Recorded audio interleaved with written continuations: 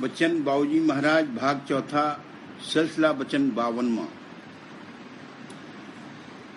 जितनी सूरतें यहाँ आई हैं सब सतदेश से ही उतर कर आई हैं, मगर जैसे जैसे वो मन और माया के देश में उतरती गईं, उन पर पर्दे पड़ते गए और वे गुम होती गईं।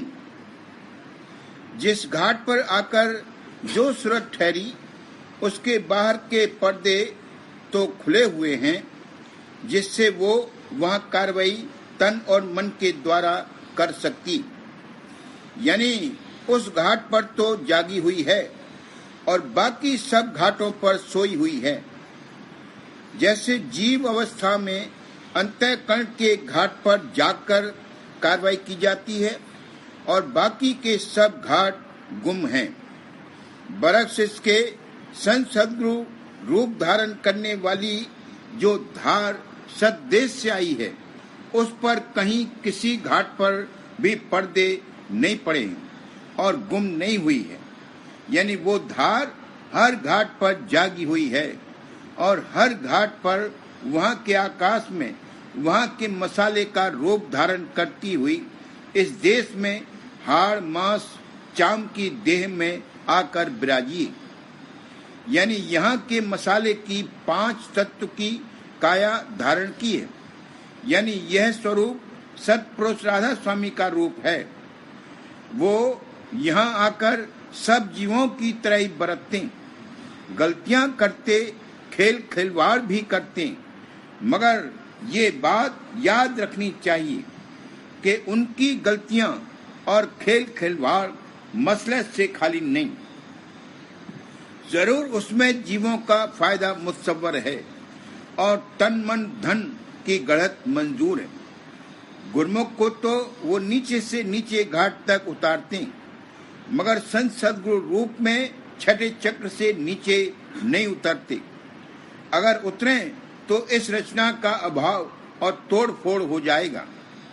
उनका भास ही इस कदर प्रकाशवान और ताकतवर होता है कि वो अंतःकरण के घाट के सब काम बहुत अच्छी तरह कर सकता है और जीवों की तरह उनको भी सब तरह की कामनाएं उठती और गुरमुख रूप में इंद्रियों के घाट तक भी जाती, मगर जीव अवस्था में तो विकार पैदा होते और उनकी वृद्धि होती और इस अवस्था और स्वरूप में विकारों की वृद्धि नहीं बल्कि विकारों के घटाने की मौज होती। मन के घाट हुए अब कामी, अस मेरे प्यारे राधा स्वामी। इंद्रिय घाट विकार घटामी, सो मेरे प्यारे राधा स्वामी।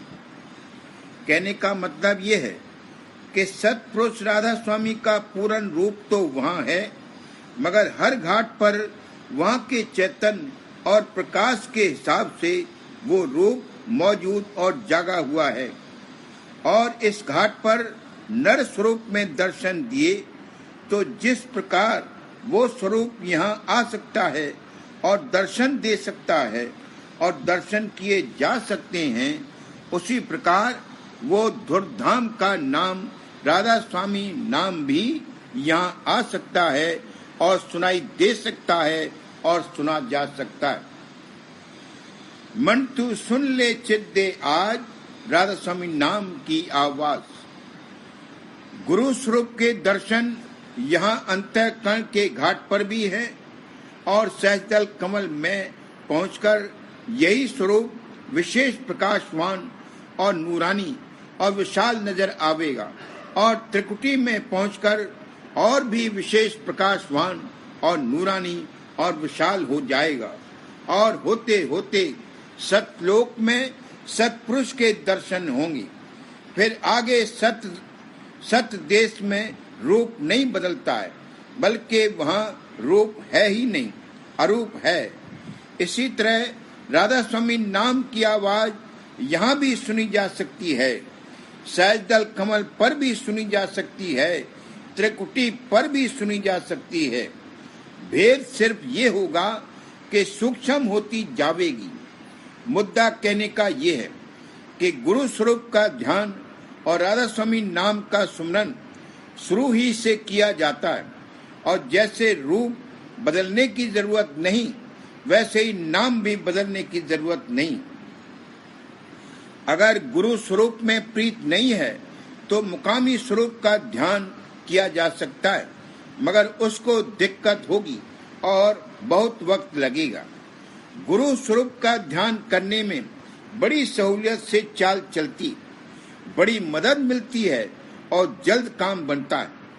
इसी तरह से मुकामी नाम का भी सुमरन किया जा सकता है, मगर राधा स्वामी नाम के सुमरन में बड़ी सहूलियत होगी और मदद मिलेगी और जल्द रास्ता तय होगा।